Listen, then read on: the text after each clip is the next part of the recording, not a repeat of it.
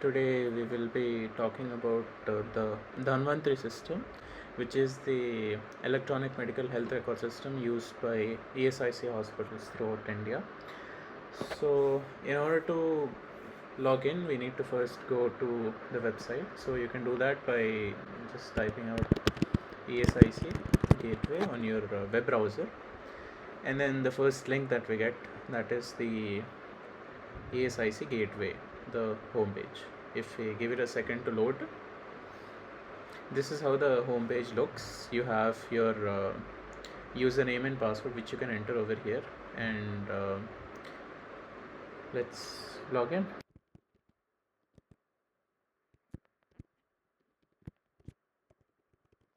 So once you have entered your username and your password, you can click login, and then it will direct you to another page, and this is your home page. From here you can go to application and then health information system in order to access all of the patient's data, be it in the OPD or in the inpatient or in the OT list or wherever you can go. Alright, so let's go to health information system. It will pop up a new browser, and then over here you can select the location. The location currently where I am at is Sanatnagar, so I'm choosing that, and the facility will depend upon whatever access has been given to you. If you're a doctor working in the medicine department, you will be given access to wards, medical ward, or MICU. So once you have selected your location and your facility, you can click on submit, and you will be directed to this. So over here you can go for medical records. You can see OT listing and resource scheduling. We'll come back to this later. Currently we'll be discussing on how to manage inpatients. So inpatients means patients who are already admitted within your hospital. So for that we'll go to inpatient or emergency patients. Once you click on this, you will be directed to this page, which has all of the different units. FSW stands for Female Surgical Ward in Unit 1. Within this we have 15 patients who are there, and each patients you have your admission number, your unique health ID, admission date and time, the patient's name, the patient's age, insurance number. Alright, and you can go for all of this. If there is a specific patient that you are searching for, you can go for hospital inpatient search. Once you click on this, you can type out the admission number or the bed name or the patient name or the insurance number, and in the insurance number you can have contains, means you can type out only out of the 10 digits of IP number. You can type out either 5, 6 or how many ever, whichever you remember, and then it will try to tally whichever patient's numbers matches. Or you can, if you have the exact IP number, you can have equals. If you have the initial IP number, you can write starts with, and if you have the ending IP number, you can write ends with. So it makes it easier to search basically. Now I am dealing with this particular patient, Miss Vijay Lakshmi. So once I click on this bed icon that is over here, it will open the digital case sheet for this patient.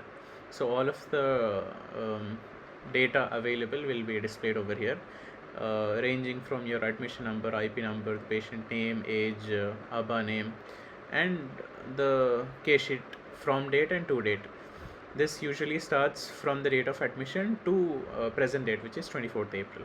Alright, so within this you have a lot to take in basically, but let's go order wise. In the left hand column we have all of the different links in order to enter all of the different data. So if there are any chief complaints that you want to enter, you can click over here, or history of presenting illness, past history. We'll go on how each of these are entered in a bit, but this is just a quick overview. Within the examination, if you want to add up general examination, systemic examination, the local or specific examination, the diagnosis, prescription, vitals, immunization status, GCS, APGAR score, progress plans or diet plans, all of this you can enter within this, and whatever data is entered will be presented in the middle column that is there over here. So a diagnosis has been entered on 16th April, and this was entered by Dr. Sunil, and the provisional diagnosis was dysmenorrhea. So we'll be seeing how to enter a diagnosis and how it will come over here. There is also a medication which was prescribed on 22nd by Dr. Anurag, and it contained all of these medications. So basically this is a collection of whatever medications you're giving, whatever investigations you're doing, whatever diagnosis is there, everything you can see. And if you scroll down, once the medications are done, after that investigations will be done, and each day is whatever investigations are done, you can see all of those investigations whichever was sent. And finally, after that, you have immunization status, you have allergies and vitals. Vitals will be displayed over here as well as over this little column over here, the vitals part. And then you have all of the different directives, whichever you can enter from here. If you enter over here, it will be reflected over here. Alright, the diagnosis and differential diagnosis will present over here as well. The different entries that we can make. So suppose a patient is there, a new patient is admitted, so the middle section will of course be blank, so we'll add whatever chief complaints are there. Once you click on that, it will open a new window in which you can write chief complaints. Now suppose my patient came with the complaints of pain abdomen, so I can just type pain abdomen as is, or I can take the help of these prompts. If I suppose take the help of these prompts, I can click on this pain radiating lower abdomen. If I click on this, it will automatically fill up. Explanations I can write within further details. I can write since 3 days, and then I can add complaints. Or if I do not want to enter what is already being prompted by me, if I just if a complaint is just pain abdomen, I can just write that, and then if I can write pain abdomen is since 3 days, and then I can add that as well. Now if there is any chief complaints that you later found out is not correct or something, you can of course remove those by clicking this X button, and it removes it. And if you have multiple things and you want to clear everything, you can clear everything as well, but let's add one. The patient has pain abdomen since 3 days. I added the complaint, and if I save and close, it will be reflected over here. You see that the page refreshed, and now there is complaints, which is chief complaints.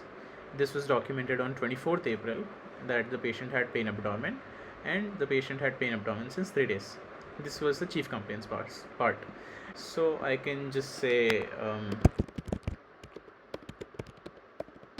pain abdomen was insidious.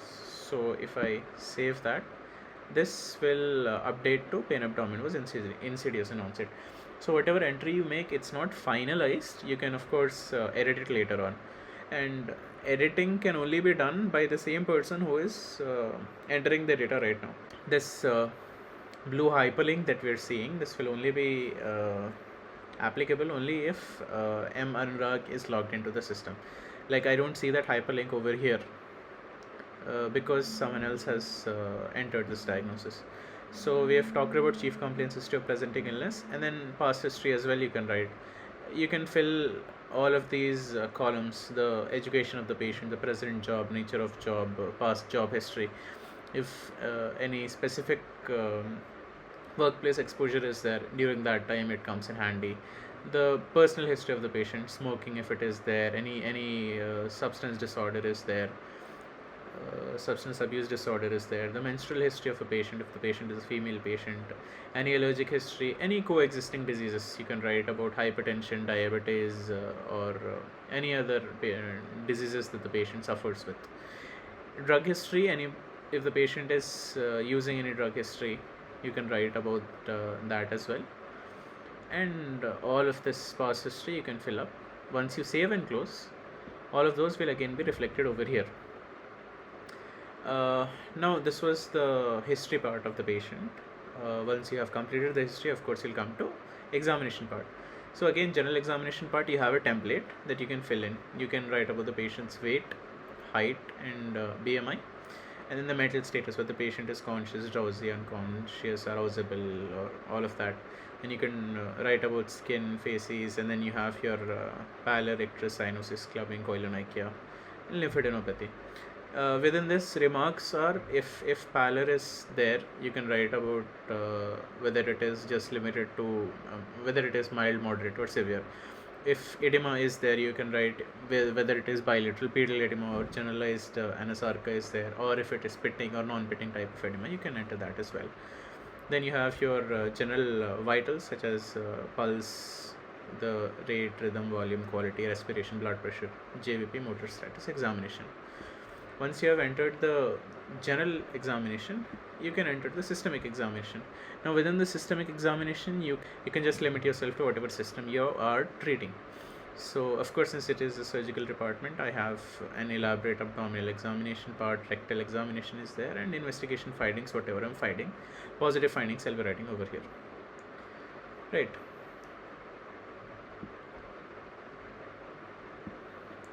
So this was the systemic examination. Then again after that you have local examination.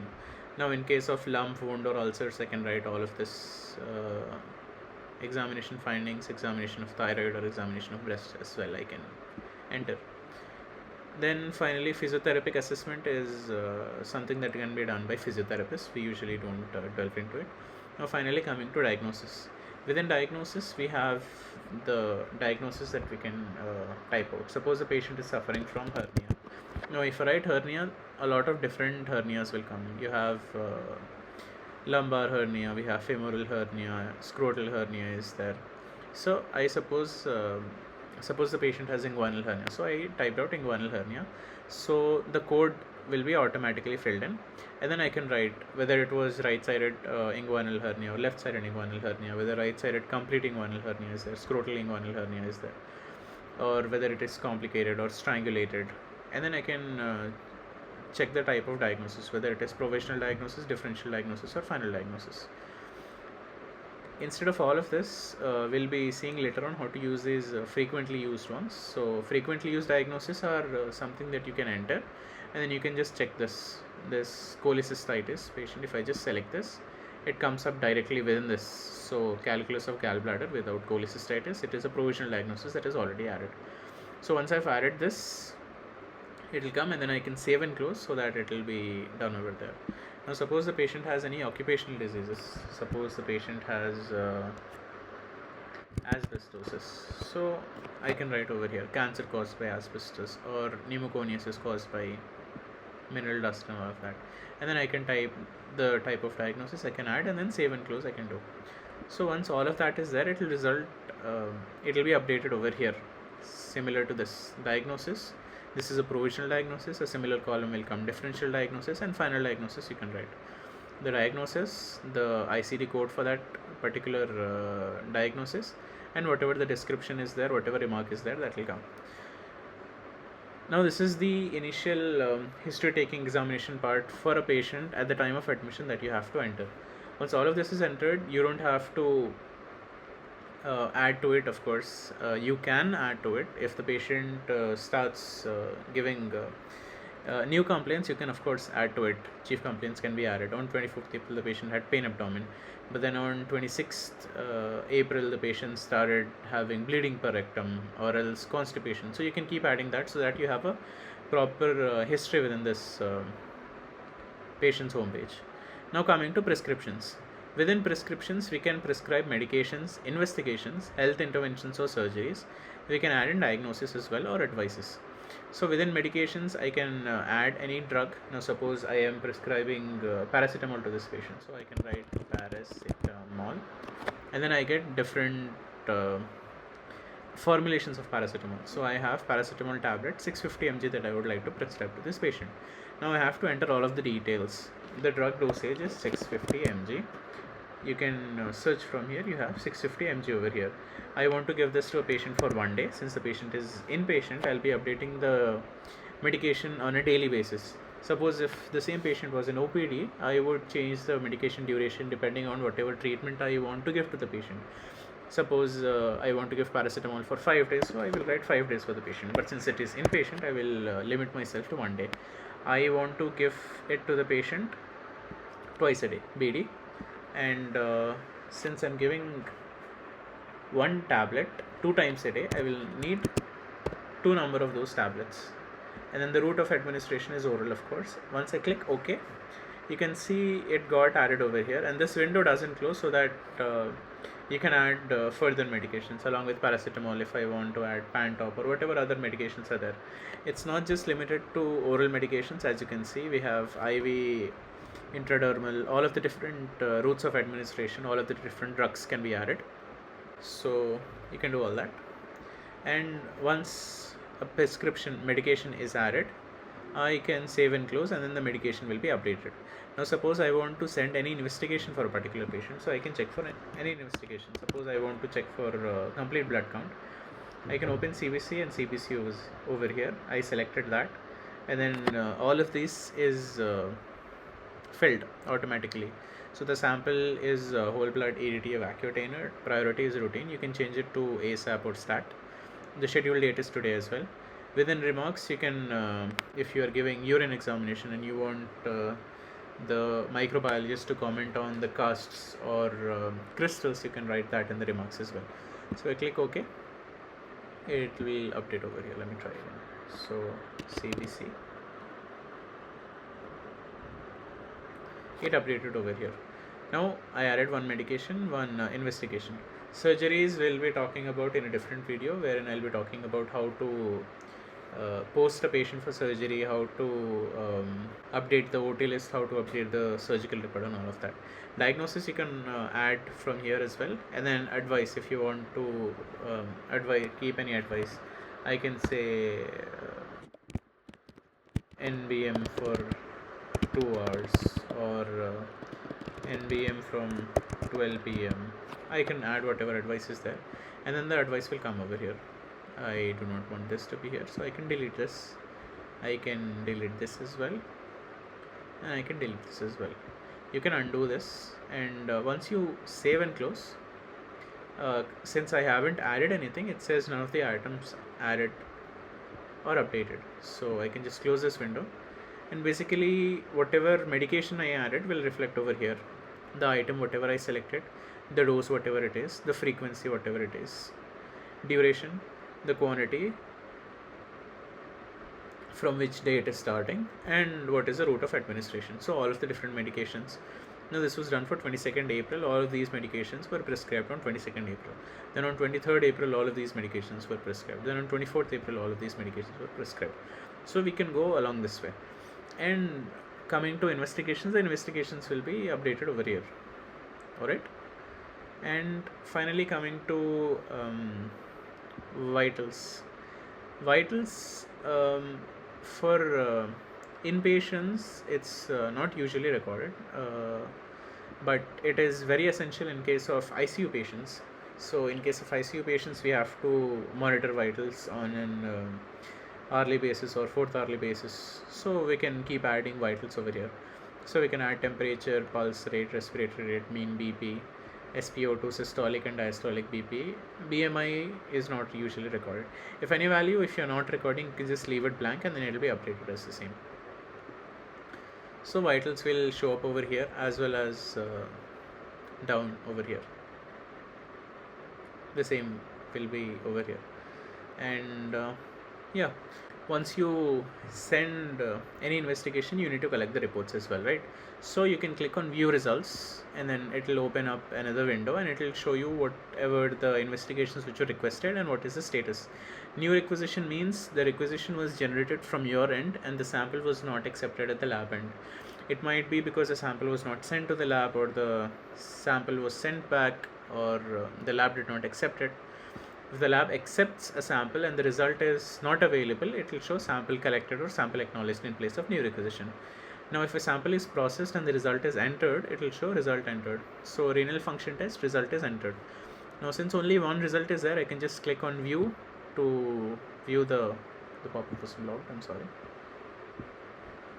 If only one result is there, I can just click on view and then it will open a pop-up. If it shows like this, you can just refresh the page. Sometimes if the server is overloaded, it shows up like this. Yeah. So the report will be generated like this. Again, it has all of the patient details over here. And then you have your renal function test, which is displayed over here. Right. So I'll open one with multiple tests so that you can actually appreciate it.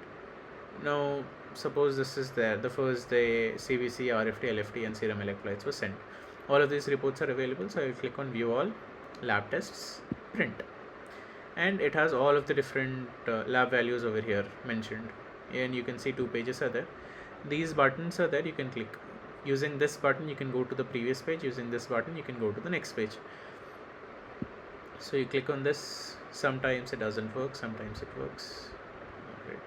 Now, in order to print out all of these investigations, you can click on this print button. You can select all pages, or you can select specific pages, first page, second page, or if there is like 8 pages and you only want to print out the last 3 pages, you can click select pages, and then you can type from page number 5 up until page number 8 you can do. But since it's only 2 pages over here, I'll be selecting all pages and then print to PDF. Once I export, it will download the file, and once it's downloaded, I can then open it up, and then it shows up like this. Now using this, I can use the printout function and then take out a printout, and then give it to the patient, attach it to the case sheet, or use it for any other purposes. Now finally, since all of this is done, next we will be seeing the patient is treated. You have all of this, you have all of the records in this. Now you can discharge the patient. Whenever you discharge the patient, you have to give a discharge intimation. Now whenever you give a discharge intimation, the in-charge sister, whichever is there in the wards, they have to authorize the discharge. It's a 2-step verification process, you can say. You give the discharge intimation, the sister then verifies that the same patient has to be discharged. Once they give the intimation as well, the patient will be discharged from the electronic health system. So you can check all of the patient details from here. The request type, you can say normal discharge. Discharge region is normal. The status patient improved. And in remarks, you can say a brief history. You can write, or you can write patient was operated on specific date XXYY. On this date, the patient was operated, and the patient is hemodynamically stable at discharge.